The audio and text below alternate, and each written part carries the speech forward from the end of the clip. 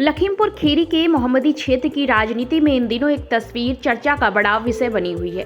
यह तस्वीर है धौरहरा से समाजवादी पार्टी के सांसद आनंद भदौरिया और मोहम्मदी नगर पालिका अध्यक्ष संदीप मल्होत्रा कन्हैया के परिवार से जुड़ी एक मुलाकात की, जिसने राजनीतिक गलियारों से लेकर सोशल मीडिया तक कई सवाल खड़े कर दिए हैं।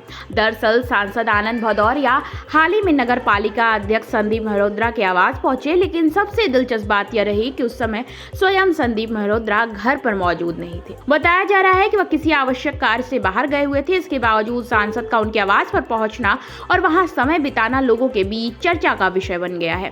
वैसे तो राजनीति में नेताओं का एक दूसरे के घर आना जाना कोई असामान्य बात नहीं है। अलग अलग राजनीतिक दलों के नेता निजी रिश्तों और सामाजिक कार्यक्रमों में एक दूसरे के साथ दिखाई देते रहे हैं। कई राजनीतिक संकेत भी छोड़ी जाती है, लेकिन कुछ मुलाकातें ऐसी होती हैं जो अपने साथ कई राजनीतिक संकेत भी छोड़ जाती हैं।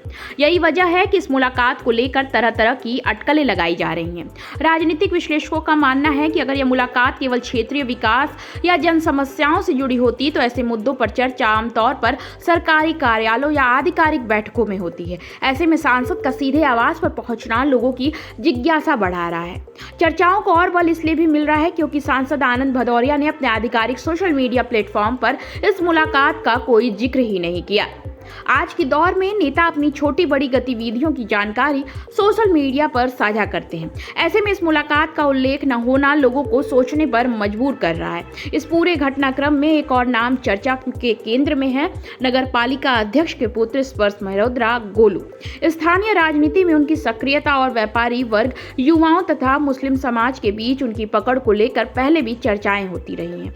कई राजनीतिक जानकार मानते हैं कि उनका अपना एक प्रभावशाली जनाधार है। ऐसे में किसी बड़े राजनीतिक नेता का उनके परिवार से संपर्क राजनीतिक महत्व रख सकता है। सोशल मीडिया पर भी इस तस्वीर को लेकर बहस तेज है।